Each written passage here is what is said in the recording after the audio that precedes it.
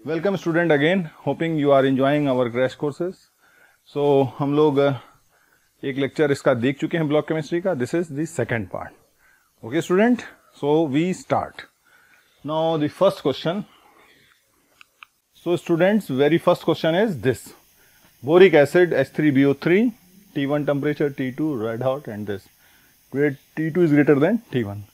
तो बच्चों, ये बोरिक एसिड का थर्मल डिकम्पोजिशन है और ये एक बड़ी ही स्टैंडर्ड इंफॉर्मेशन है कि बोरिक एसिड जो है लगभग 100 डिग्री सेल्सियस पे ब्रेक करता है और वाटर इवोपरेट करता है या लॉस करता है एंड फॉर्म्स मेटाबोरिक एसिड HBO2। इसको हम लोग बोलते हैं क्या?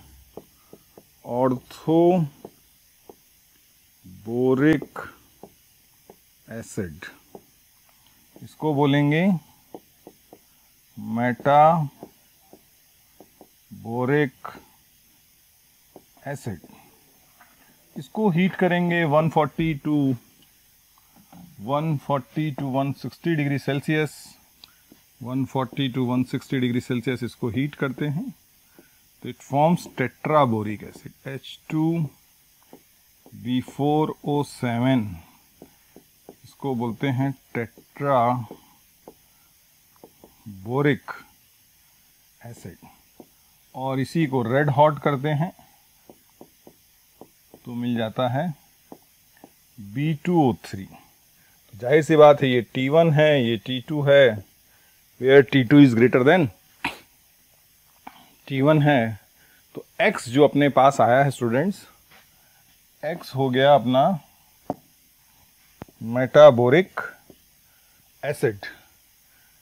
X is metaboric acid and this is Y is tetraboric acid. So students, our option for this is A, that is X is metaboric acid and Y is tetraboric acid.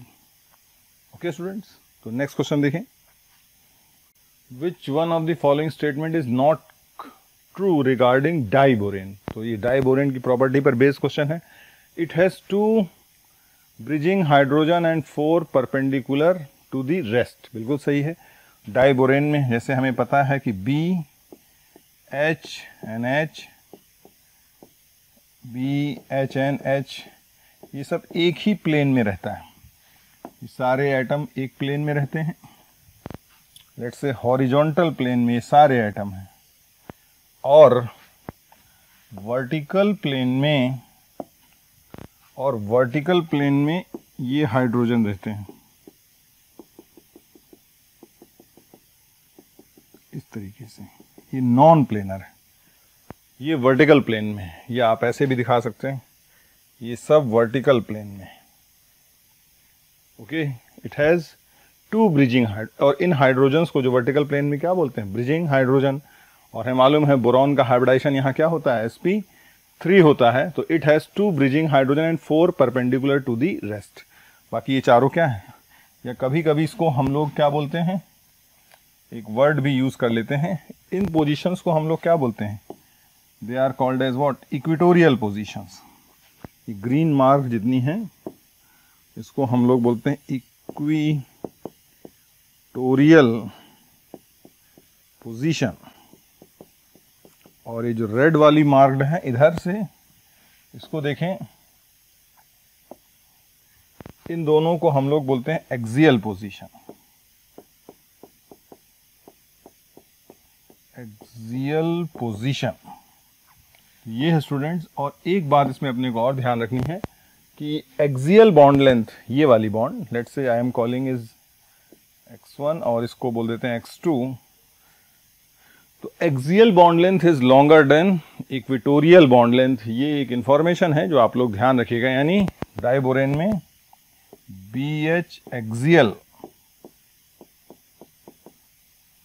Bond length is longer than BH equatorial bond length. लेकिन एक और exception यहां आता है कि axial bond यहां भले ही लॉन्गर है but bond dissociation energy of BH axial. Generally हम लोग क्या पढ़ते हैं कि longer bonds are weaker, but यहाँ पे लॉन्गर बॉन्ड इज स्ट्रॉन्गर। ये क्या हो जाएगा, is more than bond dissociation energy of BH equatorial. तो ये आपको ध्यान रखना है। तो it has 2 bridging hydrogen and 4 perpendicular to the rest. When methylated the product is Me4B2H2। तो यानी जब इसका मिथाइलेशन करेंगे किसी भी मिथाइलेटिंग रिएजेंट से, लेट से कभी इसको हम ग्रिग्नार्ड रिएजेंट टाइप के केमिकल से ट्रीटमेंट कर दें, तो ये जो, क्योंकि हमें मालूम है यहाँ पे क्या हो गया, this equatorial bond is weaker and axial bond is stronger. तो या कोई भी मिथाइलेटिंग रिएजेंट यूज कर सकते हैं। अब मिथाइलेटिंग रिएजेंट यहाँ कोई भी यूज कर सकते हैं, जरूरी नहीं यही हो। तो ऐसे केसेस में ये बॉन्ड वीकर है। ये देखो आपको BH एक्सियल की क्या है, इसका मतलब क्या हुआ कि equatorial bond is weaker then axial bond. तो मिथाइलेशन करेंगे तो ये वीक बॉन्ड्स इजिली ब्रेक हो जाएंगी, और वीक बॉन्ड इजिली ब्रेक होंगी तो वीक कितनी बॉन्ड हो गई, 4। तभी हमें ये प्रोडक्ट मिल सकता है Me4B2H2। और ये कौन सी हाइड्रोजन जो बच गई हैं, these are axial hydrogen, axial hydrogen हैं। तो ये भी सही है। When methylated the product is Me4B2H2। फिर C option, the bridging hydrogen are in the bridging hydrogen plane perpendicular to the rest. बिल्कुल सही है, दोनों प्लेन आपस में क्या है, परपेंडिकुलर है, नॉन प्लेनर स्ट्रक्चर है। फिर इसमें देखें all BH bonds distances are equal, ये गलत है। हमें यहाँ पे बताया it is information that BH axial bond length is longer than BH equatorial bond length. Okay students, और एक इंफॉर्मेशन बच्चों और है जो आप ध्यान कर सकें। वैसे तो ये BH एक्सियल जो है it is around 138 picometer and BH equatorial is around 119 picometer. ये ध्यान रखिएगा, यहीं से मालूम पड़ा 138। तो ये डिस्टेंसेज अगर आप याद कर सकें तो ये डिस्टेंस बच्चों अपने लिए कितना हो गया, 119 पिकोमीटर, और ये डिस्टेंस कितना हो गया अपने लिए, 138 पिकोमीटर। ये जो एंगल है इसमें, ये प्रॉपर्टीज बच्चों जितना याद हो, कभी कभी इन पे डायरेक्ट क्वेश्चन आ जाते हैं। ये एंगल लगभग 120 डिग्री के आसपास का है, और ये एंगल है 97 डिग्री का। जाहिर बात है ये भी 97, ये एंगल आ जाएगा इक्विलेटरल क्वाड्रिलेटरल की प्रॉपर्टी से 97 83 डिग्री का आ जाएगा। तो लगभग 120, इसका मतलब ये है सिचुएशन। ये अगर बॉन्ड एंगल भी याद करें, और ये डिस्टेंस है बोरॉन टू बोरॉन का डिस्टेंस है 178 पिकोमीटर। ये है बोरॉन टू बोरॉन का डिस्टेंस। तो अगर ये पैरामीटर और याद हो जाते हैं तो it is very nice that this angle is 97 degree. ये एंगल लगभग 120 डिग्री है। ये अगर मोर स्पेसिफिकली देखें तो 121.5 है। अगर आपको ज़्यादा एक्यूरेट करना है तो आप 121.5 भी कर सकते हैं, but approximately it is 120 degree. तो ये सारे पैरामीटर बच्चों ध्यान कर लें रिगार्डिंग डाइबोरेन। ये 119, ये 138, ये 97 डिग्री। ओके स्टूडेंट्स, तो all BH bonds are equal, यही स्टेटमेंट रॉन्ग है, और ये अपने लिए हो गया करेक्ट ऑप्शन। नेक्स्ट देखें students, an inorganic compound is made up of two most occurring element in the earth crust having polymeric tetrahedral network structure. With carbon, compound A produces a poisonous gas B, which is the most stable diatomic molecule. Compound A and B will be, तो हमें मालूम है nature में सबसे ज्यादा earth crust में order of abundance बच्चों क्या है?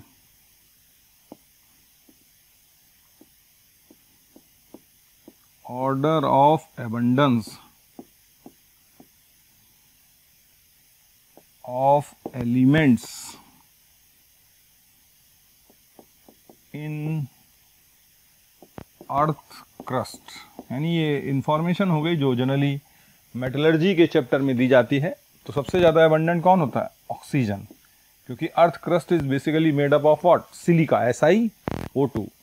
तो per one silicon we have 2 oxygen, per one silicon we have oxygen है, सिलिकॉन है, and most of the earth crust is एल्यूमिनोसिलिकेट।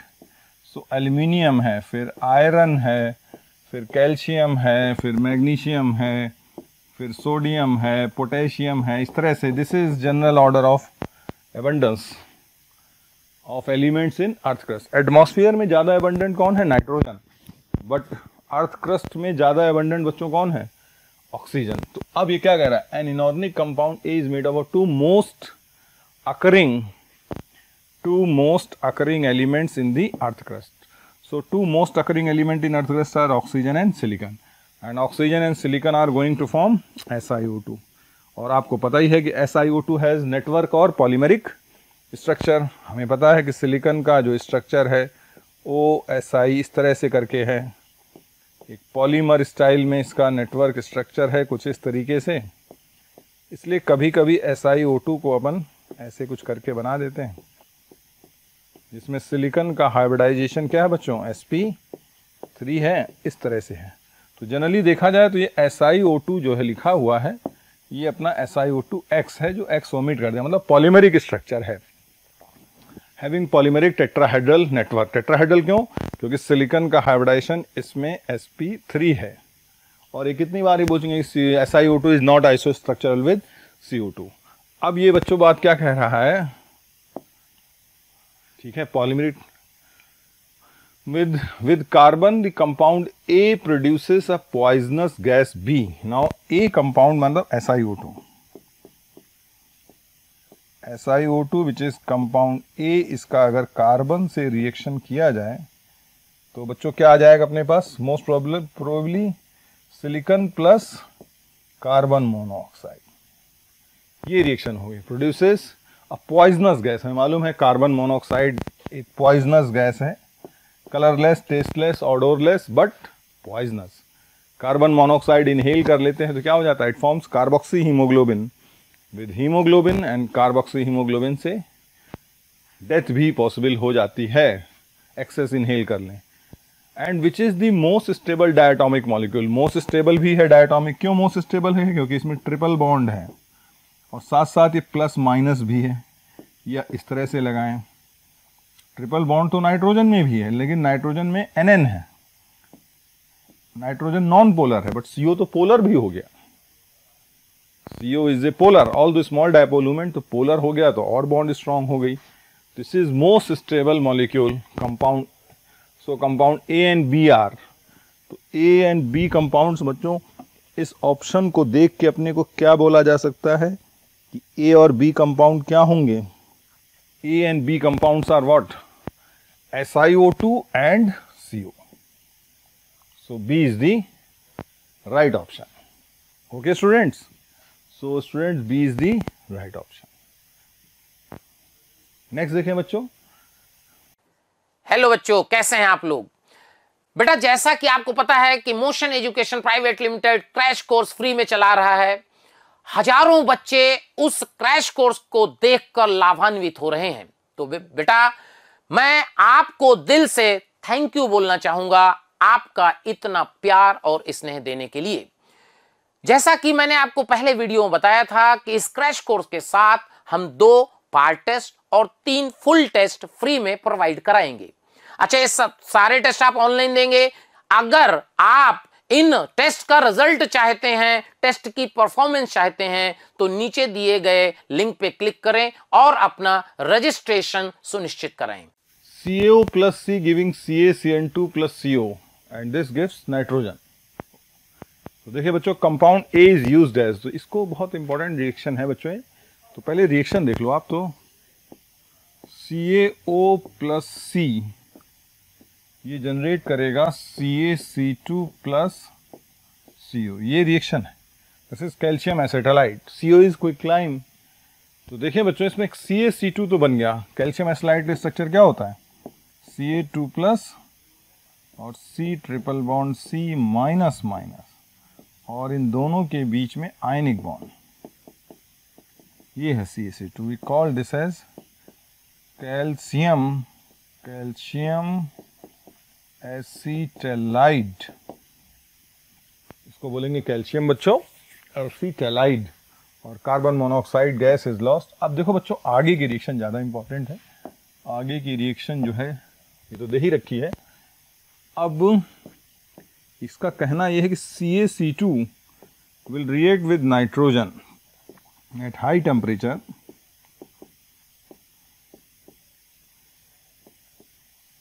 CaC2 react with nitrogen at high temperature। तो यहां से बच्चों जो है एक केमिकल बनता है CaCN2 प्लस C। इस सिस्टम को हम लोग बोलते हैं, मिक्सचर को बोलते हैं nitrolim, and it is used as fertilizer।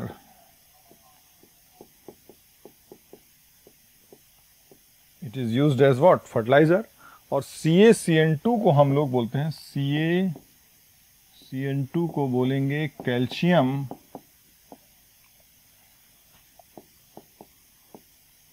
Cyanamide. CaCN2 is called as calcium, क्या बोलेंगे बच्चों इसको? बोलो, कैल्शियम साइनामाइड। इसका स्ट्रक्चर कुछ इस तरह से है, Ca2 plus C double bond N minus double bond N minus, इस तरीके से Ca2 प्लस CN2 माइनस, इस तरह से हो जाएगा calcium cyanamide. Okay students, calcium cyanamide इस तरह से स्ट्रक्चर आ जाएगा, और इसको हम लोग फर्टिलाइजर की तरह यूज करते हैं। और उसका जो बेसिक रीज़न ये है कि CaCN2 का हाइड्रोलिसिस अगर करें तो it produces urea and some other compound. ये है important, and urea is used as fertilizers, और इसका कमर्शियल नेम है nitrolim. Nitrolim is mixture of calcium cyanamide and carbon. तो कार्बन से तो कोई मतलब नहीं है, अब कार्बन का तो क्या करेंगे, क्योंकि सब सॉलिड फेज में है, इसको अलग से हटाना तो है नहीं। तो फर्टिलाइजर की तरह यूज करते हैं, बिकॉज CaCN2 का हाइड्रोलिसिस, यानी जिस भी खेत वेत में आप इसको स्प्रेड कर दें पाउडर को और पानी भर दें, तो that converts it into what? Urea, and urea is used as fertilizer. A very important question. So A is the right answer for this. Next देखिए बच्चों, H3PO3 को हीट किया, X plus PH3 is an example of. तो पहले तो reaction ध्यान रखें कि आप H3PO3 को हीट करेंगे तो we are going to get H3PO4 plus PH3। PH3 is phosphine, और इस रिएक्शन में देखें ये इसका थर्मल डिकम्पोजिशन है। इसका ये बच्चों क्या है बोलो? थर्मल डिकम्पोजिशन है। तो इसमें अगर आप ऑक्सीडेशन नंबर चेंज देखें तो ये +3 से जा रहा है +5, और सेम +3 इज गोइंग इनटू -3। तो यानी एक फॉस्फोरस है, बाकी हाइड्रोजन ऑक्सीजन की ऑक्सीडेशन नंबर पे कोई चेंज नहीं है। और ये हमें इंफॉर्मेशन बताती है कि ये हमें पहले से मालूम था कि H3PO3 is what? Phosphorus acid। Phosphorous acid है, ये हमें पहले से पता है कि H3PO3 is what? Students, phosphorous acid. इसको हीट करेंगे तो हमें फाइनली ये मिलेगा। तो ये पता था, तो ये अब हमें मालूम है इंक्रीज डिक्रीज हो रहा। So this is a case of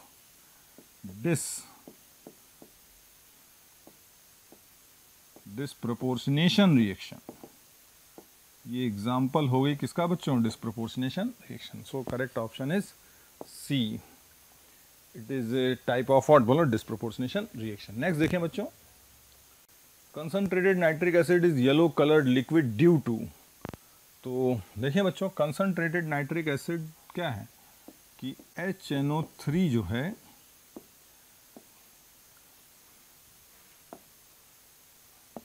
concentrated अगर HNO3 लेते हैं तो ये शो करता है फोटोकेमिकल डिकम्पोजिशन,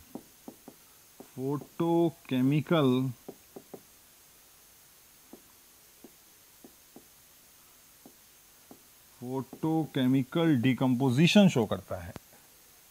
क्या शो करता है बच्चों, बोलो? फोटोकेमिकल डिकम्पोजिशन शो करता है कंसंट्रेटेड नाइट्रिक एसिड, और ये डिकम्पोज कर जाता है H2O, NO2 and O2। और NO2 का कलर होता है ब्राउन और वाटर जो भी मिल करके इन सब का O2 तो लॉस हो जाता है, इन सब का रिजल्टेंट कलर येलो हो जाता है।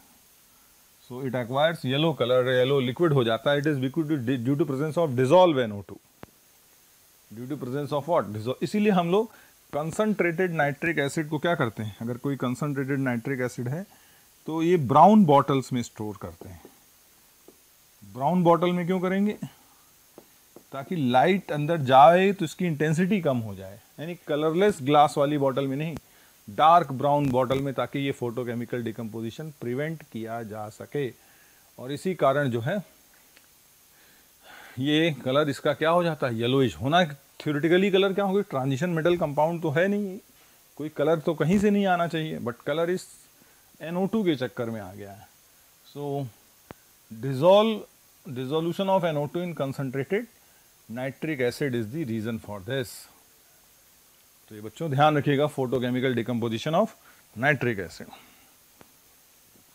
नेक्स्ट क्वेश्चन देखिए बच्चों, an inorganic salt A is decomposed at about 523 Kelvin to give product B and C। तो पहले लिख लेते हैं अपन, कोई A कंपाउंड है जो 523 केल्विन पे डिकम्पोज करके देता है B and C। Compound C is a liquid at room temperature, ये लिक्विड है room and neutral to the litmus. तो होपफुली हो सकता है ये लिक्विड है और न्यूट्रल टू द लिटमस है, इसका मतलब एक पॉसिबिलिटी है कि C वाटर हो सकता है, क्योंकि रूम टेम्परेचर पे वाटर क्या होता है, लिक्विड होता है, और यहाँ तो हीट करके आया तो गैस फेज में आया होगा, कंडेंस किया होगा तो लिक्विड हो गया होगा। And is neutral to the litmus paper while oxide B एक ऑक्साइड है, while oxide B on burning with white phosphorus gives a dehydrating agent। तो इसका मतलब क्या हुआ, while the oxide B on burning with white phosphorus, यानी इसको burn करते हैं P4 white से, white phosphorus gives a dehydrating agent D। तो D है एक dehydrating agent, D is a dehydrating agent D। Compound A, B, C and D will be identified as, the compound A, B, C and D will be identified as। तो A, B, C, D कैसे identified करेंगे बच्चों, तो ध्यान रखिएगा, A जो है, ये जो प्रॉपर्टी है ये N2O की होती है। N2O एक स्ट्रॉन्ग ऑक्सीडाइजिंग एजेंट है, N2O react with P4 white,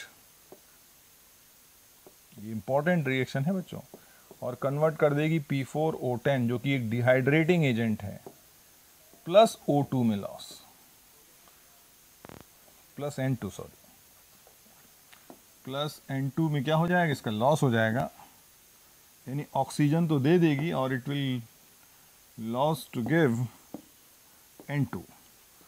तो अब अपने पास ये ऑक्साइड हो गई N2O, ठीक है, और C अपने पास क्या हो गया, यानी ये रिएक्शन जो है बेसिकली ये थर्मल डिकम्पोजिशन हो गया किसका, it is A thermal decomposition of A is your ammonium nitrite, ammonium nitrate. Ammonium nitrate को हीट करते हैं बच्चों तो मिलता है N2O प्लस H2O, यानी ये हो गया C लिक्विड, ये B हो गया, और अमोनियम नाइट्राइट को हीट करते तो N2 मिलता है, तो N2 की ऐसी कोई प्रॉपर्टी ही नहीं है, तो ये थर्मल डिकम्पोजिशन अमोनियम नाइट्रेट का है। तो A अपना क्या हो गया, अमोनियम नाइट्रेट, B क्या हो गया, N2O हो गया, और C क्या हो गया अपना H2O, और D क्या हो गया P4O10, जिसको हम लोग P2O5 भी लिखते हैं because P4O10 is a dimer of P2O5. So the correct option for this is A. The correct option for this is A. Ammonium nitrate giving N2H2 and P2O5. ये स्टैंडर्ड रिएक्शन है, ये बहुत ही important reaction है बच्चों. Okay या कभी कभी इसको ऐसे भी बोल देते हैं कि burning white phosphorus continues to burn in N2 atmosphere.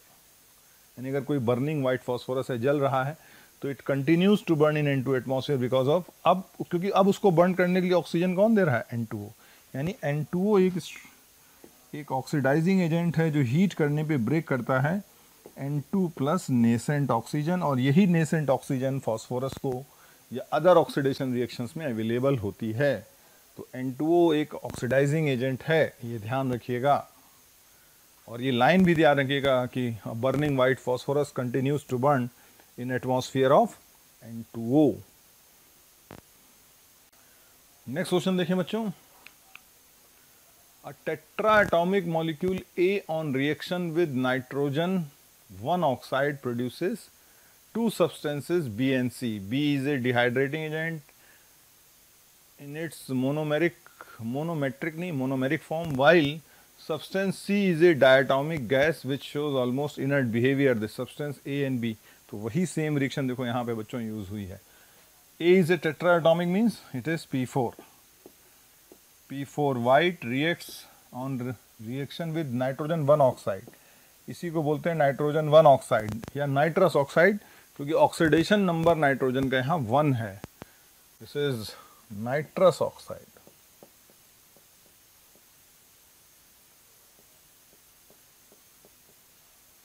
P4 white N2O, this is nitrous oxide, produces nitrogen 1 oxide produces two substances B and C.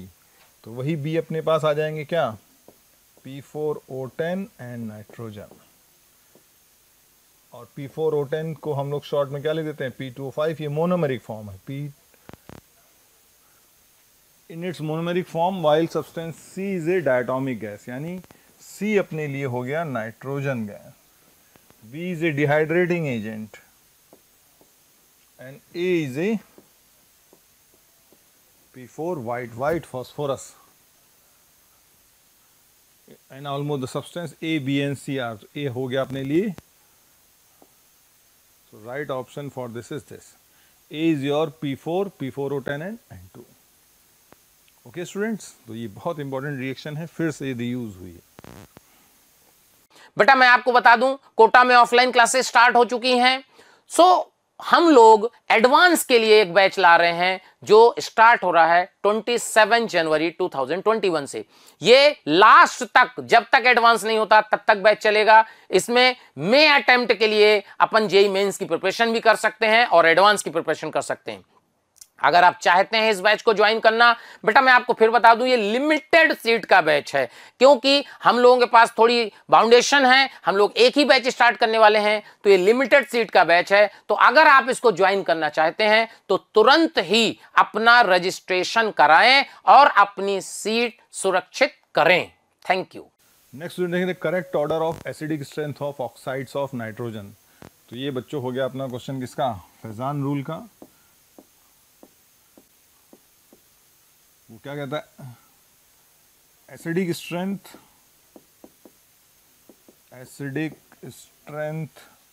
Is proportional to covalent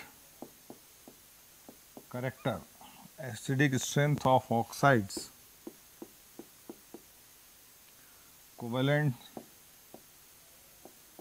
covalent character के proportional है density strength of oxide. और covalent character किस पे dependent करेगा, charge density of cation, that is charge by volume. तो इसमें बच्चों अपने को ऑक्सीडेशन नंबर सबके लिख लेने हैं और ऑप्शन देख लेना है. तो जैसे आपको पता है कि N2O5 में आएगा +5, फिर N2O4 में आएगा +4, फिर N2O3 में आएगा +3, फिर NO में आएगा +2 और फिर N2O में आएगा +1. So B is the right answer for this. Next देखें students, nitrogen dioxide is dissolve in water to produce. तो जैसे आपको पता है कि NO2 जो है, NO2 एक ऑड इलेक्ट्रॉन यूनिट भी है, ऑड इलेक्ट्रॉन यूनिट भी है, और ये मिक्स्ड एनहाइड्राइड भी है, मिक्स्ड एनहाइड्राइड भी है. और ये क्या है, डिस्प्रोपोर्शनेशन शो करती है.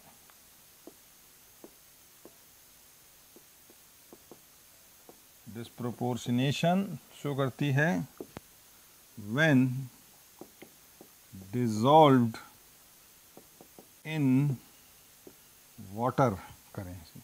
तो जब इसको वाटर में डिसॉल्व करेंगे तो it will give two types, HNO2 plus HNO3.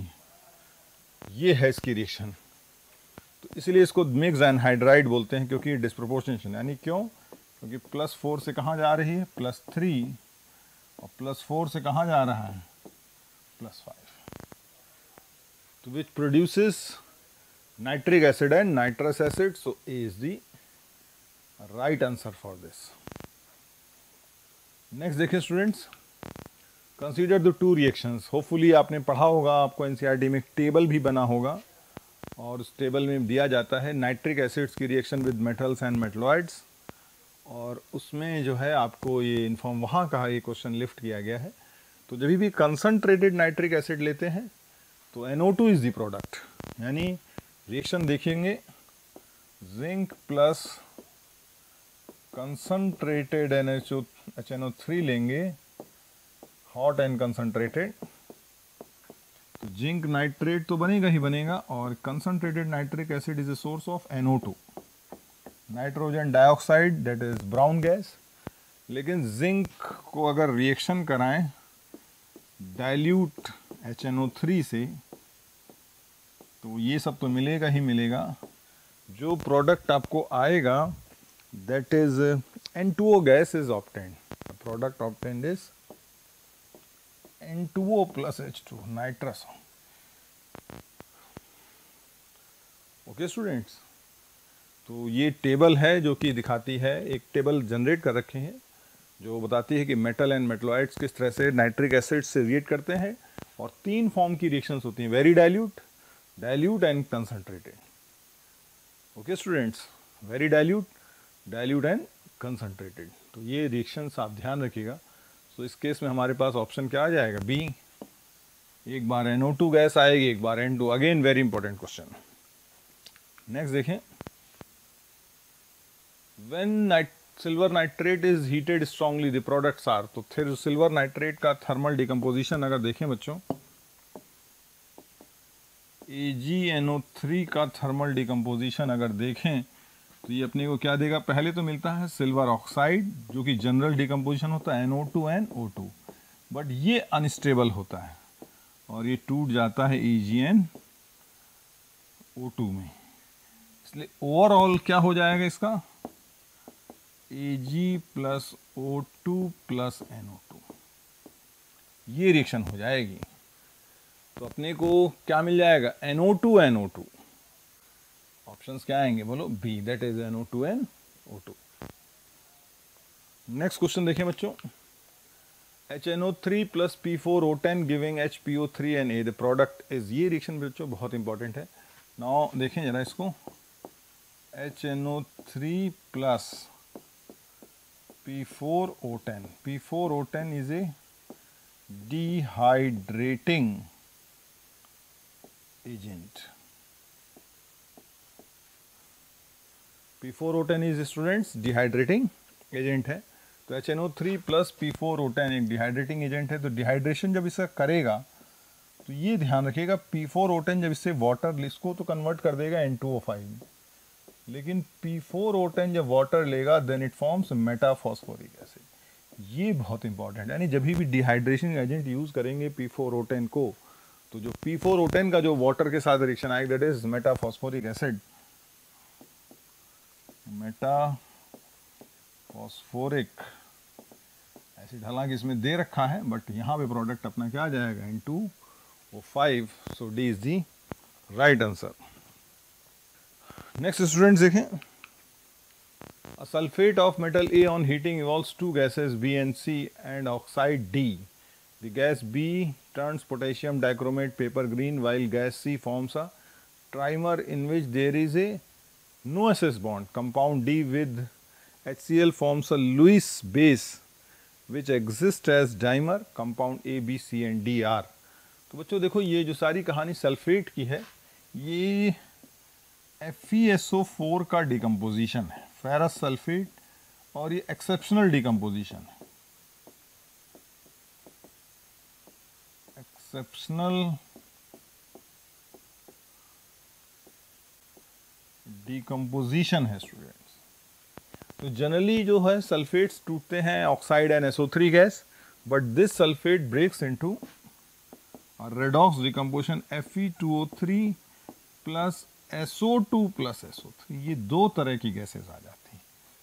तो gas A on heating involves two gases B and C। तो ए जो है फेरस सल्फेट है जो एक्सेप्शनली डिकम्पोज करता है, और टू गैसेस अपने पास क्या है, these are two gases B and C, sulphur dioxide and sulphur trioxide.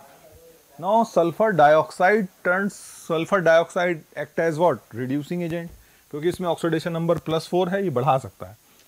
SO3 में ऑक्सीडेशन नंबर +6 है, वो इंक्रीज नहीं कर सकता। So this also act as what,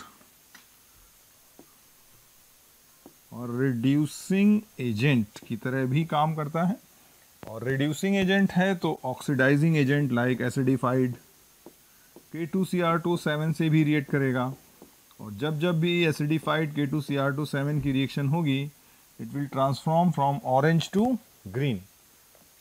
तो रिएक्शन आ जाएगी अपने पास, क्रोमियम सल्फेट ये ग्रीन हो जाएगा plus potassium sulphate and H2O। तो ये सही है, SO2 की यानी B's एंड SO2 गैस सही है बिल्कुल।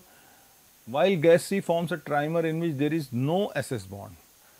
तो SO3 की प्रॉपर्टी है कि ट्राइमराइजेस टू गिव S3O9,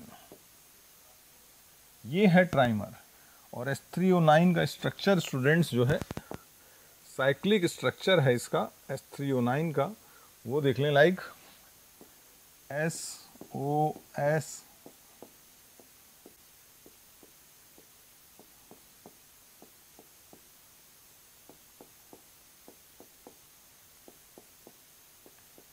इस तरह का स्ट्रक्चर है।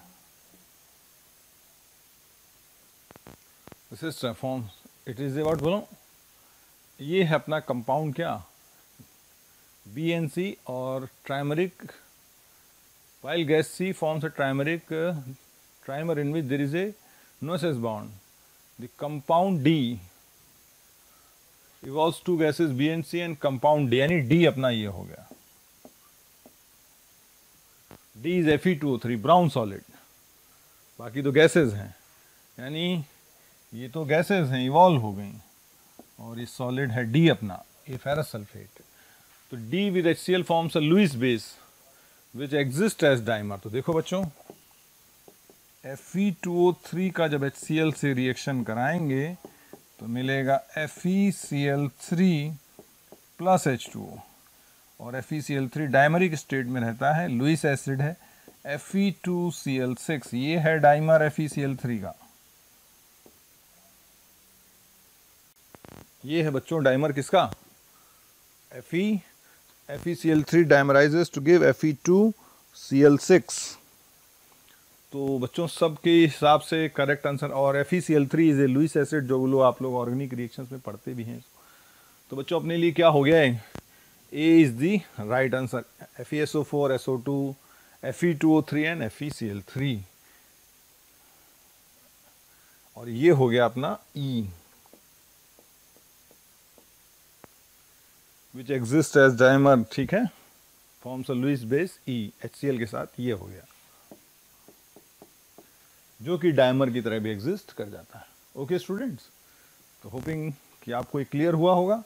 नेक्स्ट क्वेश्चन देखें। When concentrated S4 was treated with K4FeCN6, CO gas was evolved. By mistake, somebody used dilute H2SO4 instead of concentrated S4, then the gas evolved was. तो ये question देखो बच्चों इसको, कि ये एक स्टैंडर्ड इंफॉर्मेशन है कि H2K4FeCN6 की जो रिएक्शन है विद कंसनट्रेटेड H4, ये बहुत इंपॉर्टेंट रिएक्शन है बच्चों। देखें इसे, लाइक रिएक्शन देखें बच्चों।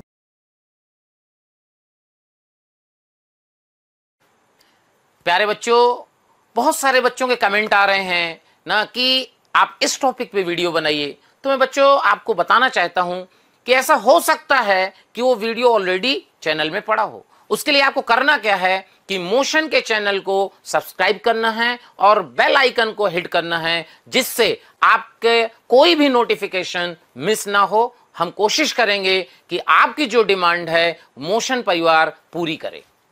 CN6, ये K4FeCN6 है बच्चों, ये ब्रैकेट यहां लगा लेगा ऐसे करके। CO gas was evolved by mistake, somebody used dilute S4 instead of concentrated S4, then the gas evolved is। तो ये बच्चों एक स्टैंडर्ड इंफॉर्मेशन वाली रिएक्शन है। वो देखें कि जब भी हम K4FeCN6 को रिएक्ट कराएंगे वन विद कंसंट्रेटेड H2SO4, दोनों ही रिएक्शन बहुत इंपॉर्टेंट है। K4FeCN6 का रिएक्शन करवाएंगे डाइल्यूट H2SO4 के साथ।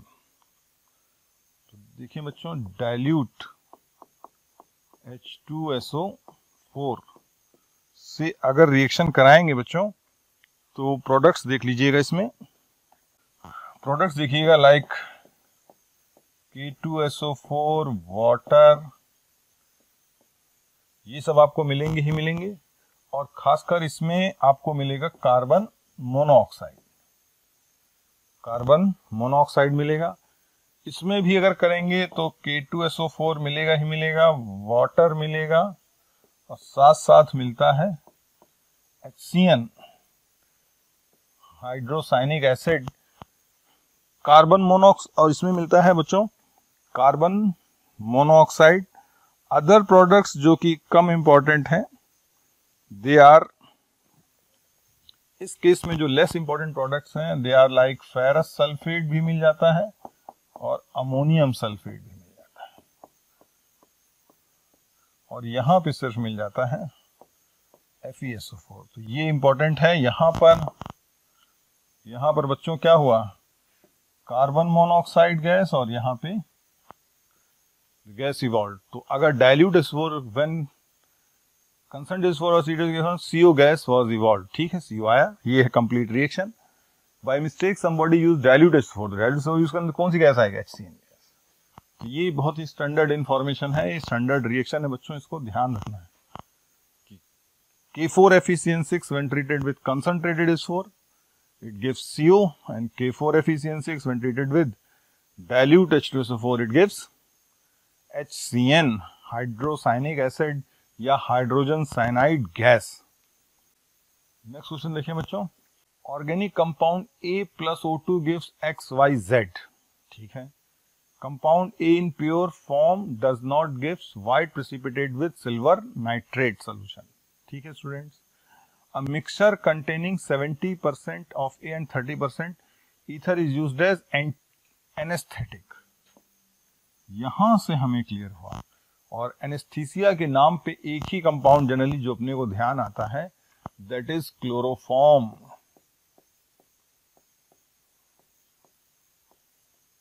क्लोरोफॉर्म में क्लोरीन तो है लेकिन प्रेसिपिटेट नहीं देगा, क्योंकि प्रेसिपिटेट तब आता है जब क्लोरीन आयनिक बॉन्ड से कनेक्टेड हो। यहां तो कोवेलेंट बॉन्ड से कनेक्टेड है, और chloroform is not the source of chloride ion.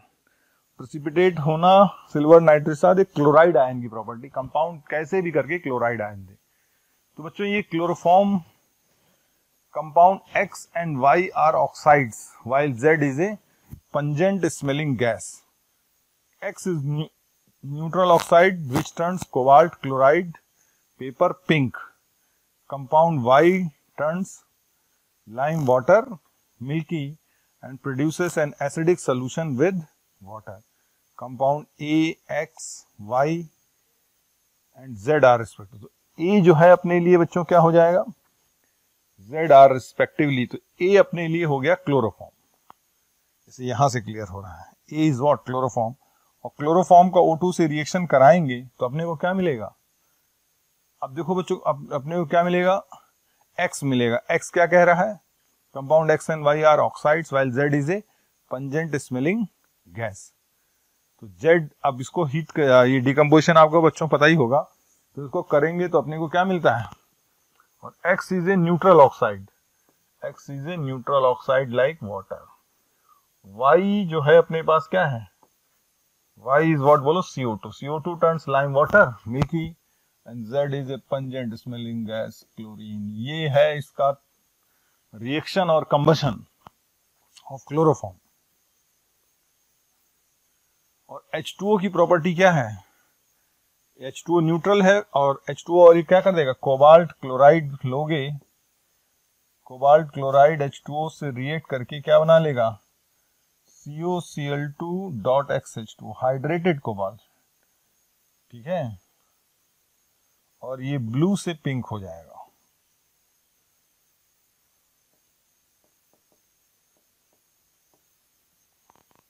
Hydrated cobalt chloride is pink in colour. तो ये वाटर की प्रॉपर्टी है कि हाइड्रेटेड कोबाल्ट क्लोराइड जो ब्लू होता है बेसिकली, जो वाटर से रिएक्ट करके हाइड्रेटेड कोबाल्ट क्लोराइड आता है और पिंक हो जाता है. तो इस तरह से X यानी क्या हो गया अपने लिए? H2O हो गया. Y क्या कह रहा है? Y turns lime water milky. तो लाइम वाटर मिल्की कौन करता है? बोलो जनरली बच्चों, CO2. CO2 turns lime water milky, और CO2 का पानी में डिसॉल्व करेंगे तो एक एसिडिक सोल्यूशन बनता है कार्बोनिक एसिड का. ये भी सही है. And CO2 react with lime water. What is lime water? CaOH whole twice. ये रिएक्ट करके देगा calcium bicarbonate plus H2O. Lime water turns what? बोलो मिल्की. तो मिल्की के लिए क्या हो जाएगा फाइनली? कैल्शियम कार्बोनेट कर लेंगे. Lime water turns milky due to formation of calcium carbonate. तो कैल्शियम कार्बोनेट बन जाएगा बच्चों यहां पे. और when CO2 is passed in excess, this is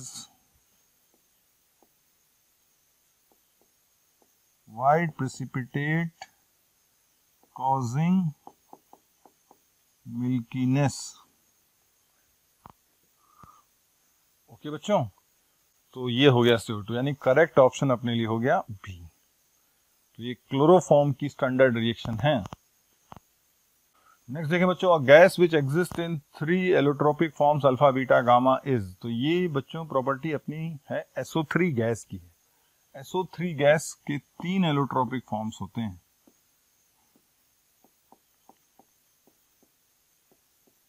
allotropy show करती है. 3 एलोट्रोपिक फॉर्म्स आते हैं बच्चों इसके. Alpha SO3, beta SO3 and बोलो गामा SO3. ये 3 टाइप के SO3s हैं और ये पॉलीमेरिक जनरली होती हैं. और गामा SO3 जनरली ट्राइमेरिक हो जाती है, दैट इज S3O9, बट होती है पॉलीमेरिक है. उनके नीडल लाइक क्रिस्टल्स होते हैं और उनकी अलग अलग डेंसिटीज आती हैं. तो गैस फेज है, बट इसकी जो अदर फॉर्म्स हैं, it shows allotropy and 3 allotropic forms exist. So right answer is B. ध्यान रखिएगा बच्चों, SO3 gas shows allotropy and 3 form exist करती हैं, alpha SO3, beta SO3 and gamma SO3. Okay students, next question देखें. There is no SS bond in. इसके लिए बच्चों क्या करना पड़ेगा? स्ट्रक्चर बनाना पड़ेगा. S2O4 2 माइनस आयन को बोलते हैं dithionite ion. Dithionite ion. तो डाईथायोनाइट आयन का स्ट्रक्चर इस तरह से है.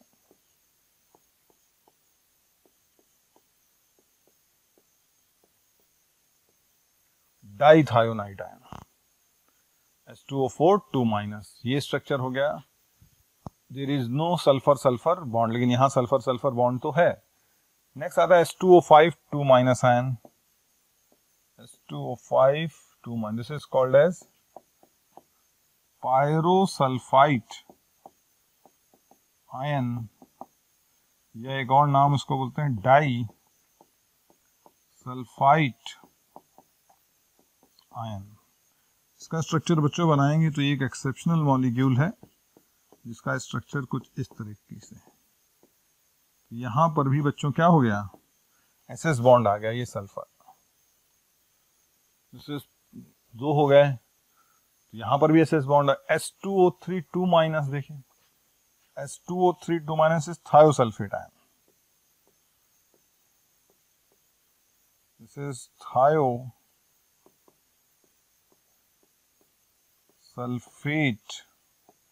आयन जिसका स्ट्रक्चर है S double bond S, O minus double bond O।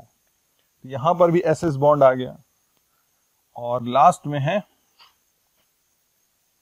बच्चों अपना क्या है, H2O7 2 minus, that is pyrosulphate ion और डाइसल्फेट, इसको डाइसल्फेट आयन है, इस तरह से स्ट्रक्चर है S double bond O O minus O, S double bond O minus, इस तरीके से।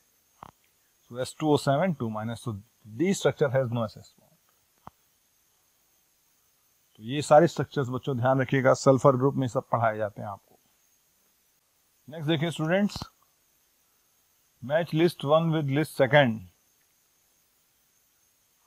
तो ammonia plus O2 giving NO plus H2O, तो ये बच्चों किसकी reaction, this is called as catalytic ammonia plus O2 जो भी है बैलेंसिंग है, गिविंग NO प्लस H2O, इसको बोलते हैं। और प्लेटिनम कैटलिस्ट यूज किया था, this is the reaction of Oswald process. Oswald process is a process used for industrial preparation of nitric acid। Nitric acid, और इसको बोलते हैं कभी कभी catalytic ammonia oxidation process, catalytic ammonia oxidation process. तो ये ओस्वाल्ड प्रोसेस की सारी बात है बच्चों। यहाँ पे जो प्रोसेस यूज है that is what, Oswald process में इस तरह से NO मिलता है और इसी NO को कन्वर्ट कर लेते हैं NO2 में, और इसी NO2 का हाइड्रोलिसिस कर देते हैं तो HNO3 प्लस HNO2 मिल जाता है डिस्प्रोपोर्शनेशन से, और इसी से हम लोग प्रिपेयर करते हैं क्या, नाइट्रिक एसिड। क्या प्रिपेयर करते हैं बच्चों, बोलो, नाइट्रिक एसिड। तो ये तो हो गया ओस्वाल्ड प्रोसेस, ठीक है। फिर HCl plus O2 giving this, तो ये देखो बच्चों HCl plus O2, this is called as catalytic oxidation of HCl। तो कैटालिटिक ऑक्सीडेशन ऑफ HCl, इसमें CuCl2 कैटलिस्ट होता है। HCl का जब कैटालिटिक ऑक्सीडेशन करते हैं तो बच्चों H2O प्लस क्लोरीन मिलता है, और catalyst is generally CuCl2। We call the process as Deacon's process। Deacon's process is the process used for industrial preparation of chlorine। यानी ये क्लोरीन गैस के लिए होता है, this is called as Deacon's process। SO2O2 this is contact, N2H2 this is Haber's। तो ये हो गया अपना हैबर्स, और ये है कहानी किसकी, ये sorry contact. Contact process is use for industrial preparation of sulphuric acid. तो बच्चों देखेंगे तो अपना list the name one of the process, तो पहला अपने लिए फर्स्ट का क्या हो जाएगा, ऑप्शंस देख लेते हैं, इनमें मैचिंग कर लेते हैं कि ये नाम के अकॉर्डिंग क्या है। तो फर्स्ट का क्या हो जाएगा, B, that is Ostwald process. Second का क्या हो जाएगा, C, that is Deacon's process. Third का क्या हो जाएगा, A, contact process, and fourth का D, so right option is B.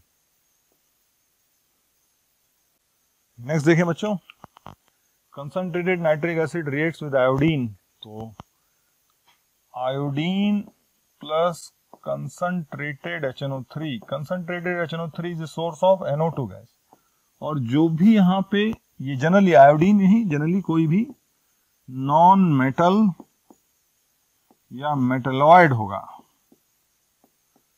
इन सब को ले जाएगा NO2, H2O और ऑक्सी एसिड्स में, ये जनरल रिएक्शन सबका ऑक्सी एसिड, और आयोडीन का ऑक्सी एसिड अपने पास क्या हो जाएगा, HiO3 iodic acid, so right option is this. इसी तरह ये रिएक्शन ऐसे भी सकते हैं, मान लो सल्फर के लिए हो, सल्फर प्लस कंसंट्रेटेड HNO3, तो ये सारे प्रोडक्ट सेम, ऑक्सी एसिड क्या हो जाएगा, H2SO4 हो जाएगा, फॉस्फोरस प्लस दिस होगा तो बाकी सब कुछ सेम, यहाँ पे H3PO4 हो जाएगा, इस तरीके से। टिन प्लस अगर ये हो जाए कंसंट्रेटेड नाइट्रिक एसिड, तो यहाँ स्टेनिक एसिड हो जाएगा H2SNO3, इस तरह की ये रिएक्शन है। कार्बन अगर होगा तो कार्बोनिक एसिड हो जाएगा। तो सभी मेटल्स और मेटलॉइड्स हो उनके करस्पॉन्डिंग ऑक्सी एसिड में कन्वर्ट कर देता है, ये सारी चीजें सेम रहती हैं। और आयोडीन है, क्लोरीन है तो क्लोरिक एसिड में हो जाता, अगर क्लोरीन है तो किस में कन्वर्ट हो गया बच्चों, आर्सेनिक है तो आर्सेनिक एसिड में कन्वर्ट हो जाता, सभी मेटल एंड बोरॉन है तो अगर यहां बोरॉन कर देते तो फिर सब कुछ सेम हो जाता, और यहां पर H3BO3 that is boric acid बन जाता। तो आयोडीन है तो आयोडिक एसिड आ गया, बट अदर केसेस में भी आप ये सारी कहानी कर सकते हैं। ओके स्टूडेंट्स, तो ये भी ध्यान रखिएगा। नेक्स्ट देखिए बच्चों, BOH3 plus NaOH giving NaBO2 plus NaBOH4 plus H2O. How can this reaction be made to proceed in the forward direction? तो इसको डायरेक्शन में फॉरवर्ड प्रोसीड कराने के लिए क्या करते हैं, एडिशन ऑफ cis-1,2 डाइऑल करते हैं। देखो बच्चों ये एक इंपॉर्टेंट है, या कभी कभी इसी सवाल को ऐसे पूछेंगे कि अगर हम बोरिक एसिड का टाइट्रेशन करें, बोरिक एसिड का टाइट्रेशन अगर हम करें तो एक्चुअली एंड पॉइंट नहीं आएगा, क्योंकि रिएक्शन कुछ देर में क्या डेवलप कर लेगी, इक्विलिब्रियम, और इक्विलिब्रियम रिएक्शंस का एंड पॉइंट नहीं है। एंड पॉइंट लाने के लिए या इस रिएक्शन को जो कि रिवर्सिबल है इरिवर्सिबल बनाने के लिए हम ऐड करते हैं वेसिनिल cis diol. Vicinal cis diol क्या करते हैं, they destroys one of the product this, and when one of the product is destroyed, then as per Leach-Atelier principle reaction shifts in forward direction। तो कैसे destroy करता है, तो देखो बच्चों Na प्लस और BOH4 क्या है बच्चों, माइनस है। अब इसमें देखो ये BH4 माइनस क्या करता है, वेसिनिल सिस डाइऑल का मतलब केमिकल जिसमें वेसिनिल मतलब एडजेसेंट, सिस मतलब सेम साइड, सेम साइड में केमिकल्स हो प्लस इस तरह का रिएक्शन हो, और ये B माइनस OH ये कंपाउंड हो गया अपना, दैट इज दिस आयन जो कि NaBOH4 में प्रेजेंट है। तो ये दोनों आपस में react, this is vicinal cis diol. Vicinal cis diol जब इससे रिएक्ट करेगा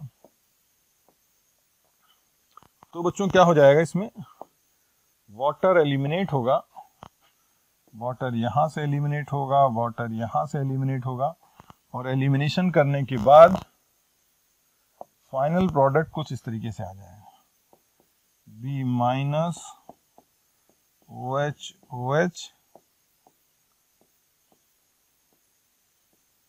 ऐसे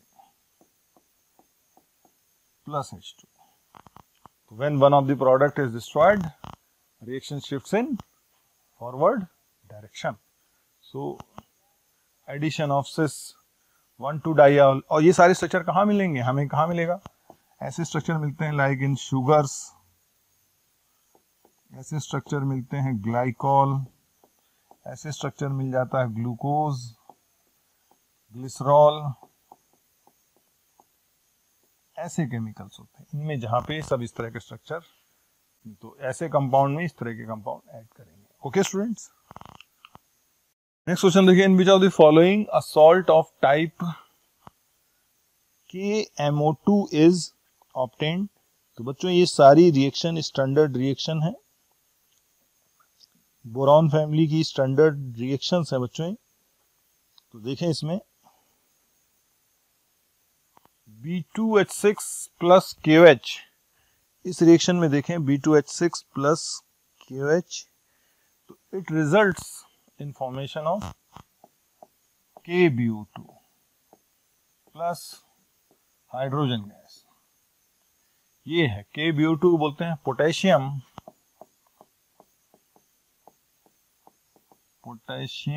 Meta borate. KBO2 is called as potassium metaborate. और एल्यूमिनियम प्लस KOH एक्वेस करते हैं तो हमें मिलता है क्या, बोलो, KAlO2 और हाइड्रोजन गैस रिलीज होती है।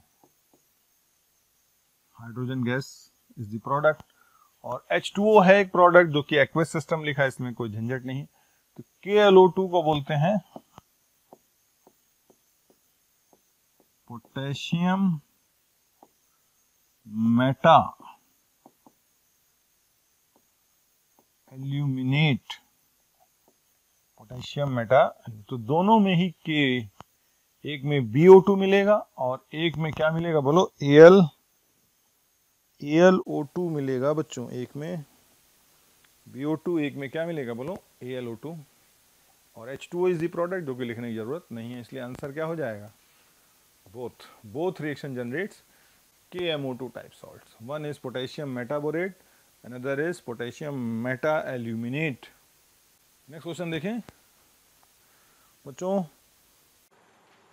प्यारे बच्चों, अगर आपको हमारी वीडियोस पसंद आ रही हों तो उनको लाइक और शेयर करें, जिससे जरूरतमंद बच्चों तक वो वीडियो पहुंच सके। और मैं बच्चों ये कहना चाहता हूं कि आप जब वीडियोस देखें तो उसमें कमेंट जरूर लिखें, क्योंकि एक एक कमेंट, आपका एक कमेंट मेरी पूरी टीम को मोटिवेशन देता है। इसलिए आपसे रिक्वेस्ट है बेटा कि कमेंट जरूर करें। Silica is reacted with sodium carbonate, what is the gas liberated. तो ये एक बहुत इंपॉर्टेंट रिएक्शन है बच्चों, property of SiO2। SiO2 is nothing but silica. हमें मालूम है पॉलीमेरिक फॉर्म है, और जब इसको हम सोडियम कार्बोनेट से रिएक्शन करवाएंगे तो ये बना देगा Na2SiO3 सोडियम सिलिकेट, और CO2 gas is release. Very important reaction, very important reaction. तो गैस जो लिबरेट आएगी वो हो जाएगी इसमें CO2। नेक्स्ट क्वेश्चन देखिए, which one of the oxide of nitrogen dimerises into colourless solid और लिक्विड ऑन कूलिंग। तो डायमराइजेशन की प्रॉपर्टी जो है बच्चों बेसिकली किसकी है, NO2। 2NO2 जो है on cooling it gives N2O4। ये लिक्विड और सॉलिड हो जाता है, लाइक गैस, इस तरह से। जैसे जैसे टेम्परेचर जाएगा ये सॉलिड की ओर भागता है, पहले लिक्विड आता है फिर सॉलिड आ जाता है। तो on cooling this is brown gas. तो इसकी प्रॉपर्टी है NO2 की। NO2 कूलिंग क्यों होगा, क्योंकि प्लस Q। और as per Le Chatelier principle, as T decreases, temperature decrease करेंगे, reaction shifts in forward direction. As per ली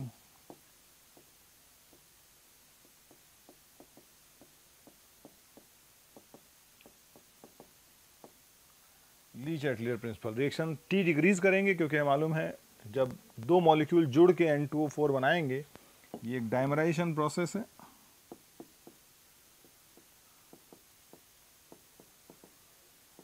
और वैसे भी आपको पता होगा ये पैरामैग्नेटिक है और ये डाई मैग्नेटिक है। तो कभी कभी इसको और पूछेंगे, gas temperature dependent magnetic nature. तो रूम टेम्परेचर पे paramagnetic, below room temperature cooling करेंगे, tends to what, diamagnetic, because of this particular reaction कि 2NO2 डायमराइजेस टू गिव N2O4। तो एज टेम्परेचर डिक्रीजेस, और ये ब्राउन गैस है, ऐसे ही बोलेंगे, as temperature decreases the brown the colour, as temperature decreases the brown color fades, brown color fades and its magnetic nature changes from paramagnetic to diamagnetic। तो ये सारी references use किए जाते हैं NO2 के लिए बच्चों, ये सारे रेफरेंसेस NO2 के लिए यूज होते हैं बच्चों। ये सारे रेफरेंसेस किसके लिए यूज होते हैं, ये रेफरेंसेस सबके लिए, सब किसके लिए यूज होते हैं बोलो, NO2 के लिए यूज होता है। ये प्रॉपर्टी हो गई अपनी NO2।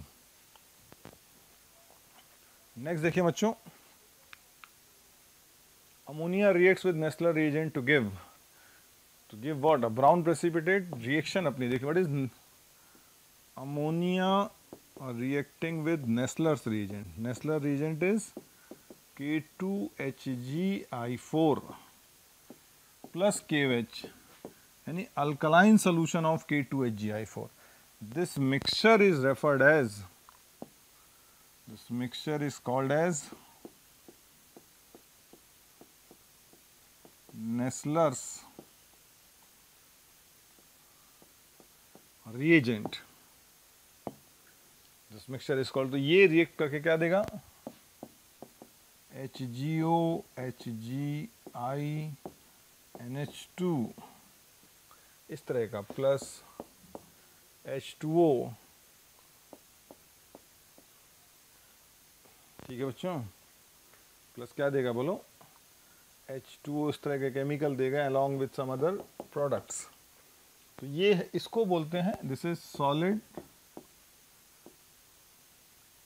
ब्राउन प्रेसिपिटेट, या इसको बोलते हैं आयोडाइड ऑफ मिलन्स बेस। ये है, इसका स्ट्रक्चर कैसे बनाएंगे बच्चों वो देख लें। तो स्ट्रक्चर बनाने का इसका तरीके देख लें, जैसे NH2 HgO HgI, ऐसा स्ट्रक्चर बना देते हैं इस तरीके से। कभी कभी इसको ऐसे भी कर देते हैं, HgO NH2, और ये प्लस यहाँ डाल देते हैं, 4 बॉन्ड बना रहा है, और I minus, like this, I minus इस तरह से बना देते हैं।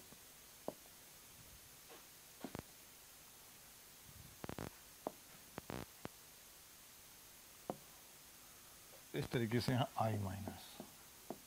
तो दोनों स्ट्रक्चर इसके बनाए जाते हैं, एक ओपन स्ट्रक्चर और एक क्लोज। और कभी कभी इसको यहीं से रोटेट भी कर लेते हैं। तो रोटेट कर लेंगे तो बच्चों कैसा स्ट्रक्चर बनेगा इसका, HgO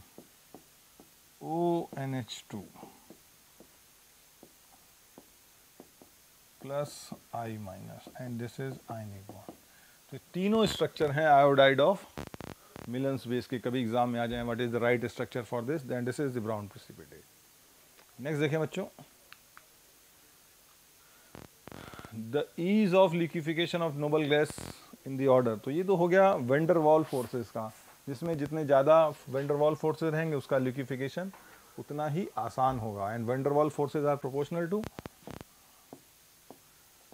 vendor Waals forces are proportional to, van der Waals force जो कि यहाँ पे कौन सा फोर्स है, लंदन फोर्स है, that is proportional to molecular weight, या अगर एटॉमिक वेट अपॉन R⁻⁷, इस तरह से फोर्स रह जाता है ऑर्डर।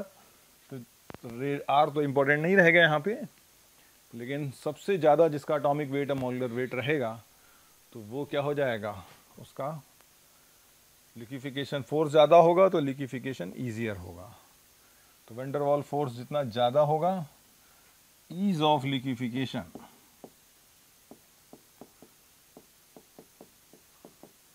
ईज ऑफ लिक्विफिकेशन उतना ज़्यादा होगा, क्रिटिकल टेम्परेचर उतना ज़्यादा होगा, बॉइलिंग पॉइंट उतना ज़्यादा होगा, इस तरीके से।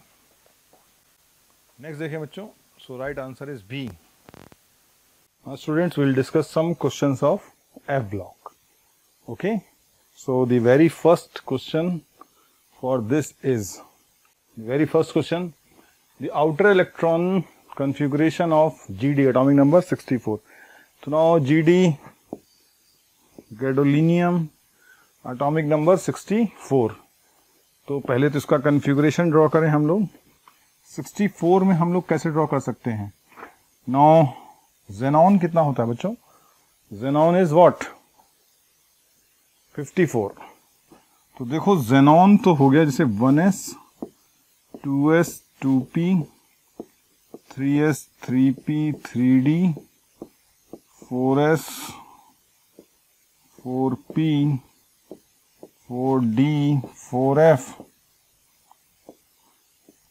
5s 5p 5d 5f 6s 6p and so on. एक बात बच्चों ध्यान रखो, ज़ेनॉन का जो कन्फिगुरेशन एटॉमिक नंबर 54 है, तो इसमें बच्चों देखें कि ऑफ बाउ प्रिंसिपल अगर आप यूज करोगे तो इस तरह से भरते चले जाओगे आप। ओके, अब देखो बच्चों 5s2 5p6 ये कन्फिगुरेशन हो गया ज़ेनॉन का, यानी आप यहां से यहां तक चले आए। 5s2 बोलो 5p6 तो हो गया किसका? अपना ज़ेनॉन का। और हमें मालूम है लेंथिनाइड एक्टिनाइड्स किस पीरियड के हैं? 6th। लेंथिनाइड 6th के हैं और एक्टिनाइड्स किसके हैं? लेंथिनाइड 6 के हैं और एक्टिनाइड्स 7th पीरियड के हैं। तो यही सी बात स्टार्ट कहां से होगा? 6s और 6p अगर लेंथिनाइड्स की बात करें तो ये तो हो गया 54। या चाहें तो आप गिन लें 1s2 2s2 2p6 10 इलेक्ट्रॉन, 2 12 6 18 18 और 10 28 2 30 30 6 36 36 और 2 36 और 2 38 38 10 48 48 और 6 54 54 तक तो यहाँ हो गया। आप इनर्ट गैस से ही कंपेयर कर लें, क्योंकि लेंथिनाइड्स के इलेक्ट्रॉनिक कन्फिगुरेशन ज़ेनॉन से होते हैं और एक्टिनाइड्स के रेडॉन से। अब हमें 54 हो गया, हमें भरना है 64। तो 64 भरने के लिए अपने पास 6s हैं। तो पहले तो हम भर लिया 2 इलेक्ट्रॉन, पहले तो हमने 2 इलेक्ट्रॉन यहां भर दिए। कितने हो गए? 54 और 2 कितने हो गए? 56। अब इलेक्ट्रॉन यहां डिस्ट्रीब्यूट होने हैं। 56 इलेक्ट्रॉन हो गए। अब बचे कितने बच्चों हमारे पास? 4 and 4 8 इलेक्ट्रॉन। तो 8 इलेक्ट्रॉन अगर हम यहां भर देंगे, और हमें मालूम है लेंथिनाइड में 5d भी यूज होता है, तो हाफ फील्ड को मेंटेन करने के लिए हम ये सिचुएशन रखेंगे। 4f7 इज मोर स्टेबल, इसलिए एक जो हमारे पास 8 इलेक्ट्रॉन बचे हैं 54 to 56, अब बचे 8 इलेक्ट्रॉन ऐसे डिस्ट्रीब्यूट करेंगे ताकि 4f को क्या मिल जाए, क्योंकि हमें मालूम है कि ये तो हम भर ही चुके हैं, यहां तक तो बच्चों हम आ ही चुके हैं, इसके बाद ही तो हमें इन्हीं 2 में तो भरना है। ये सिचुएशन देखो बच्चों, तो करेक्ट कन्फिगुरेशन इसमें क्या हो गया? 6s2 5d1 4f7। Half filled का केस है बच्चों, हाफ फील्ड का केस है, एक्सेप्शनल इलेक्ट्रॉनिक कन्फिगुरेशन का केस है। So right answer is C. Next question देखें बच्चों, which of the following actinides does not have any electron in 6d orbital in its ground state? तो ये सारे actinides हमें दे रखे हैं बच्चों कि 6d, हमें मालूम जनरल कन्फिगुरेशन क्या होगा एक्टिनाइड्स का, और radon 5f 1 to 14 6d 0 1 generally, sometimes 2 भी हो जाता है, या 0 2 और 7s2 ये रहता है। तो इसको तो भरेंगे ही, इन्हीं दोनों में इलेक्ट्रॉन डिस्ट्रीब्यूट होते हैं। ये है सिचुएशन। तो does not have any electron in 6d, यानी 6d 0 चुनना अपने को, 6d 0 अपने को चुनना है बच्चों। तो सारे एक्टिनाइड्स में अगर आप ध्यान रखें, अगर आपको पता हो, ये लेंथिनाइड्स हैं, ये क्या है बच्चों, एक्टिनाइड्स हैं। तो लेंथनम हो ही गया, लेट्स से सीरियम से स्टार्ट करते हैं ल्यूटीशियम तक, यहाँ एक्टिनियम से स्टार्ट करते हैं लॉरेंसियम तक, ऐसे। तो ना बच्चों ध्यान देने वाली बात है कि यहाँ पर जो है ये जो जीडी एलिमेंट पड़ता है और इसके जस्ट बिलो जो है पड़ता है क्यूरियम। ये एलिमेंट्स और एक्टिनियम तो हो ही गया है, या यहाँ पे हम स्टार्ट कर दें थोरियम से, एक्टिनियम चलो यूज कर लिया गया है। देखो बच्चों, लेट्स से यहाँ पे बच्चों क्या है अपना, बोलो थोरियम। तो ये जो एलिमेंट्स आपको दिख रहे हैं, थोरियम के बाद क्या है बोलो अपने पास,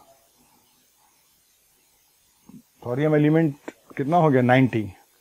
नाउ थोरियम के बाद हमारे पास एलिमेंट्स आ जाएंगे बच्चों, देखो प्रोटोएक्टिनियम, यूरेनियम एंड नेपच्यूनियम। तो देखिए बच्चों, प्रोटोएक्टिनियम, यूरेनियम एंड नेपच्यूनियम, तो ये जितने एलिमेंट आपको ये दिख रहे हैं यहाँ पे, ये सारे एलिमेंट्स वो एलिमेंट्स हैं जिसमें D1 कॉन्फ़िगरेशन है, जिसमें बच्चों क्या है, यानी ये एक्सेप्शनल इलेक्ट्रॉनिक कॉन्फ़िगरेशन वाले एलिमेंट्स हैं बच्चों। ये सारे जो केसेस हमने आपको दिखाए हैं, they are the cases of exceptional electronic configuration. तो ये सब D1 वाले केस हैं, जहाँ पे D में एक इलेक्ट्रॉन जाएगा स्टूडेंट्स, और थोरियम एक एक्सेप्शन ऑफ एक्सेप्शन है, जहाँ पर जो है ये केस है बच्चों D2 का केस है।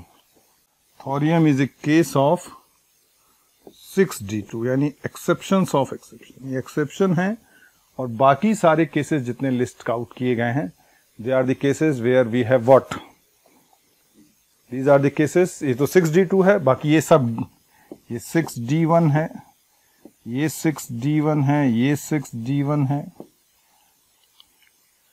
ठीक है स्टूडेंट्स। तो ये सारे केसेस जितने लिस्ट किए गए हैं, वो सब के सब जो है स्टूडेंट्स जो हैं, ये एक्सेप्शनल इलेक्ट्रॉनिक कॉन्फ़िगरेशन के हैं। तो आप ये ध्यान दीजिएगा, ठीक है। तो देखें बच्चों इसमें, और यहाँ पे कुछ और एलिमेंट्स आएंगे, इसलिए यहाँ पे डॉटेड लाइन छोड़ देते हैं। आगे और भी कुछ एलिमेंट्स हैं जो नहीं लिख रहे हैं हम लोग, नेपच्यूनियम के बाद भी हैं, जनरली है। तो अपन देख लेते हैं, does not have any electron in 6D1 orbital in its ground state. तो 6D1 में अपने पास है, देखा लॉरेंसियम है, इट्स ओके। फिर देखा प्रोटोएक्टिनियम है, फिर देखा क्यूरियम है, यानी बचता अपने पास कौन सा है, कैलिफोर्नियम। तो right answer is californium. Now next question देखिए, which of the following inner transition element shows oxidation state of +4। तो ऑक्सीडेशन स्टेट +4 के लिए बच्चों जो है, ऑक्सीडेशन स्टेट +4 या जो भी जनरल हमें मालूम है लेंथिनाइड एक्टिनाइड्स की जो भी रेंज होती है ऑक्सीडेशन स्टेट्स की, वो हमें पता है। और +4 स्टेट तभी आती है जब सिस्टम हाफ फिल्ड या फुल फिल्ड हो। तो इन सभी के कन्फिगरेशंस ड्रॉ कर लें और +4 निकालें, और अगर हाफ फील्ड और फुल फील्ड आपको सिचुएशन कहीं मिल जाती है तो वो सिचुएशन पॉसिबल हो जाती है। और ऐसी सच सिचुएशन पॉसिबल होगी विद टर्बियम, यानी TB एग्जिस्ट इन व्हाट 4+। और इसके बारे में देखें बच्चों, TB 4+, TB का एटॉमिक नंबर है 65, तो जेनॉन हो गया 54, 6s2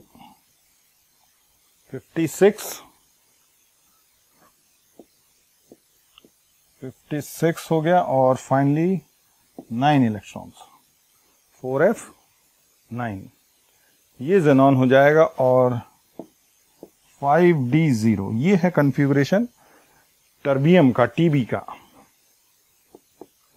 और TB 4+ अगर बनाएंगे, ये तो बच्चों टर्बियम का हो गया, तो हो जाएगा xenon 4 F7, that is half filled.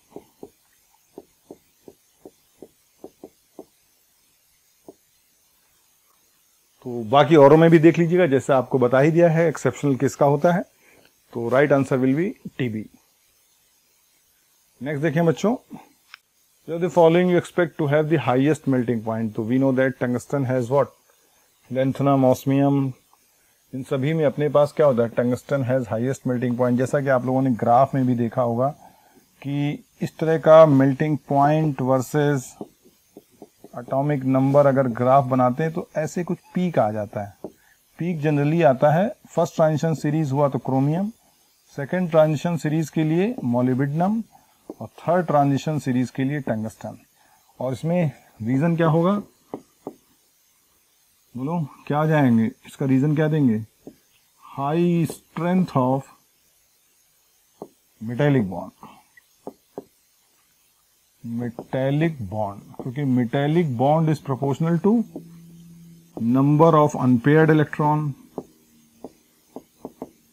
Unpaired electron इसमें ज्यादा है, क्रोमियम ग्रुप का मेंबर है, 6 अनपेयर्ड इलेक्ट्रॉन्स हो जाएंगे and it is proportional to Z effective. और है मालूम है ट्रांजिशन सीरीज में down the group Z effective values increases. तो the correct option for this is tungsten. Next देखिए बच्चों, brass is an alloy of, तो ये कुछ एलॉयज की इंफॉर्मेशन आपको हमने पहले भी दी थी। Brass is alloy of copper and zinc. तो कॉपर तो है ही सही, जिंक इसमें एडिशनल मेंबर हो जाता है। Bronze is alloy of copper and tin. German silver is alloy of copper, निकल and zinc. Rolled gold is alloy of copper and aluminium. तो ये सब बच्चों एक बार आप लोग ध्यान रखिएगा। The following lanthanide is diamagnetic. तो डाईमैग्नेटिक होने के लिए बच्चों क्या जरूरी रहेगा, सारे इलेक्ट्रॉन्स क्या रहें, बोलो पेयर्ड रहें, सारे इलेक्ट्रॉन्स पेयर्ड रहें। और इलेक्ट्रॉनिक कॉन्फ़िगरेशन ड्रॉ करेंगे तो ये सिचुएशन आपको मिलेगी Yb2+ में। सबके इलेक्ट्रॉनिक कॉन्फ़िगरेशन जैसा कि हमने आपको बताया था, सारे लेंथेनाइड्स के आप एटॉमिक नंबर याद कर लें, रेंजिंग फ्रॉम सीरियम 58 टू ल्यूटीशियम 71 और यहाँ पे थोरियम 90 से लॉरेंसियम 103 तक, ये सारे याद कर लें। और एक्सेप्शंस जो हमने आपको बताए थे, बीच में 2 एक्सेप्शंस कौन कौन से आए थे, एक गैडोलिनियम एंड क्यूरियम और थोरियम प्रोटोएक्टिनियम और नेपच्यूनियम एंड प्लूटोनियम, ये भी एक्सेप्शंस में। जिसमें थोरियम एक्सेप्शन है, इट हैज़ 6d2 कन्फिगुरेशन। बाकी ये सारे एलिमेंट्स हैं जहाँ पे d1 कन्फिगुरेशन, अरे स्टार d1 कन्फिगुरेशन। तो ड्रॉ कर लेंगे, ये यहाँ पे मिलेगा आपको एंड में। तो जैसे ही आप 2 इलेक्ट्रॉन हटा देंगे तो फाइनली सिस्टम बन जाएगा 4f14। बाकी औरों में नहीं सिचुएशन जनरेट करेगी और सभी इलेक्ट्रॉन पेयर्ड हो जाएंगे, तो ये क्या हो जाएगा बच्चों, डाईमैग्नेटिक। नेक्स्ट क्वेश्चन देखिए, maximum number of unpaired electrons are present in, तो इन सबको हमने आपने बताया, सारे कन्फिगुरेशन बच्चों हमने आपको पहले ही बता दिए थे। तो आपको करना इसमें क्या है कि इनके सबके सिचुएशंस ड्रॉ कर दें। Now we have 3 elements, Gd3+,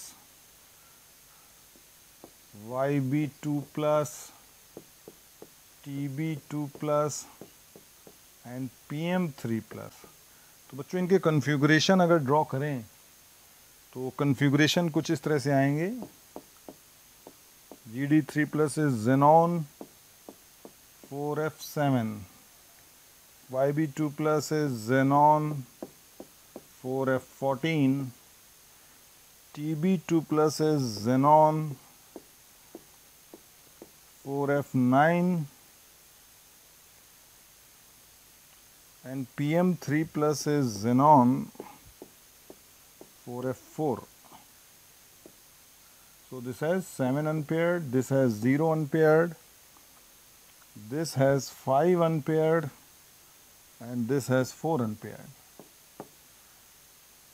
So maximum number of unpaired electrons are present in, तो सबसे अधिक मैक्सिमम अनपेयर्ड इलेक्ट्रॉन बच्चों कहाँ आ गए, that is GD3+. Correct answer is a is the right answer. Next question देखिए बच्चों, the electronic configuration of EU atomic number 63, GD atomic number 64 and TB atomic number 65. तो ये कंटिन्यूटी में है 63, 64 and 65. तो ना जैसा कि हमने भी एक्सेप्शंस की लिस्ट में आपको बोला ही था कि GD इज एन एक्सेप्शन, इसके नीचे क्यूरियम हमारा एक्सेप्शन है, हाफ फील्ड की सिचुएशन है. ये सिचुएशन किसकी आएगी बोलो, हाफ फील्ड की आएगी. तो हाफ फील्ड अपने को मिलेगा 64 एटॉमिक नंबर पे.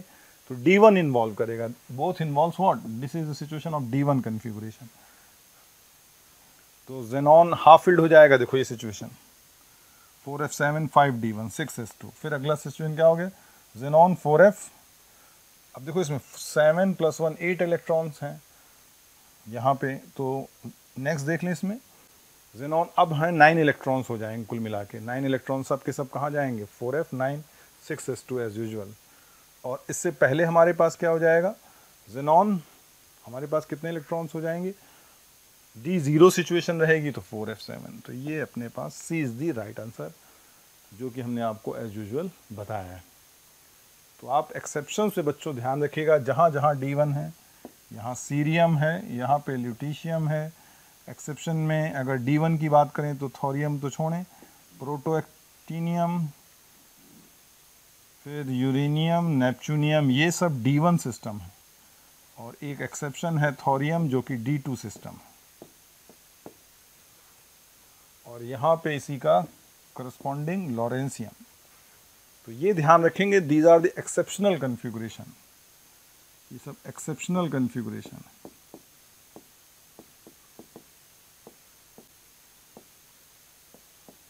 इलेक्ट्रॉनिक कॉन्फ़िगरेशन के सिस्टम्स.